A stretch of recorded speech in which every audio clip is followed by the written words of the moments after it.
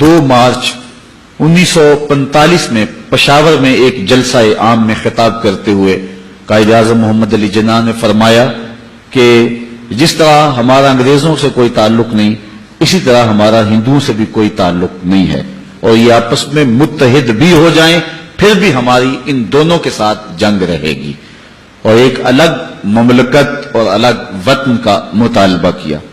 منبر و محراب پر ایک بھونچال آ گیا، قائد اعظم کو کافر اعظم کہا گیا۔ بالکل آپ کے قرب میں پسرور میں ایک جلسہ ہوا، وہاں کہا گیا کہ پاکستان کیا پاکستان کی پے بھی نہیں بنے گی، بلکہ قائد اعظم کا نام چونکہ محمد علی ہے، ان کی بہن کا نام فاطمہ ہے، تو کہا گیا کہ یہ شیعہ ہے۔ تو قائد اعظم محمد علی جناح کو کسی نے کہا کہ وہ کہتے ہیں کہ یہ شیعہ ہے، تو قائد اعظم نے مسکراتے ہوئے کہا چلو گاندھی کو ووٹ دے دے، وہ تو سنی ہے۔ تو اس طرح آپ نے ان کی ان باتوں کا رد کیا۔ مسجد خیر الدین کے ممبر پہ گاندھی کو بٹھایا گیا، یہ ہماری تاریخ کا المیہ ہے، اور جو ہے وہ بہت کچھ ہوا۔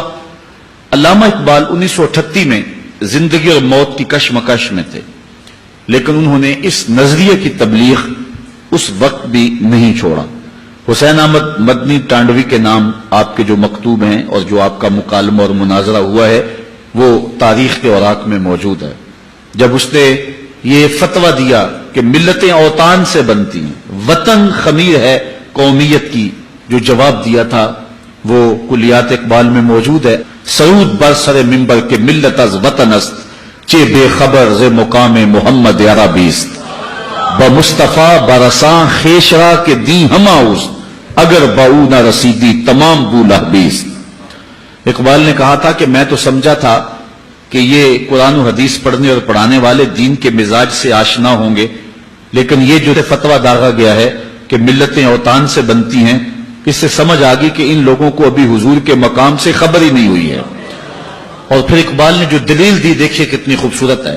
اقبال کہتا ہے اگر ملتیں اوطان سے بنتی ہوتی، وطن کی مٹی سے ملتیں مارز وجود میں آتی ہوتی، تو اقبال کہتا ہے کہ پھر ابو لہب سے کیا اختلاف تھا، وہ تو رشتے میں سکا چچا لگتا تھا، وطن بھی وہی تھا، دیش بھی وہی تھا، مٹی بھی وہی تھی، آب و ہوا بھی وہی تھی، ابو جہل سے کیا اختلاف تھا۔ لیکن کہا گیا لکم دینکم ولی دین، تمہارا دین تمہارے لیے، میرا دین میرے لیے۔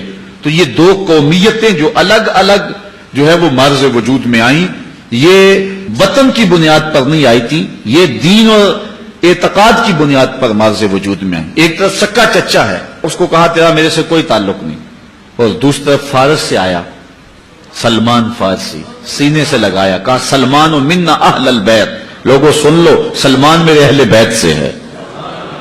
اس کا نسب اور تھا، اس کا رنگ اور تھا۔ بمبئی میں قائد اعظم خطاب کر رہے تھے، ایک ہندو صحافی اٹھ کے کھڑا ہو گیا، اس نے کہا آپ دو قومی نظریے کی بات کرتے ہیں، ہندوستان کو تقسیم کر رہے ہیں، ہمارے ابا و اجداد ایک تھے، بعد میں کچھ لوگ آئے عرب سے، انہوں نے ان کے نظریات بدل دیے، وہ مسلمان ہو گئے، لیکن ہمارے باپ دادا پر دادا تو ایک ہی ہیں، لہذا آپ ہم کو تقسیم کر رہے ہیں، خون تقسیم کر رہے ہیں، وطن تقسیم کر رہے ہیں، مٹی تقسیم کر رہے ہیں۔ اس نے بڑے زوردار لہجے میں قائد اعظم سے گفتگو کی۔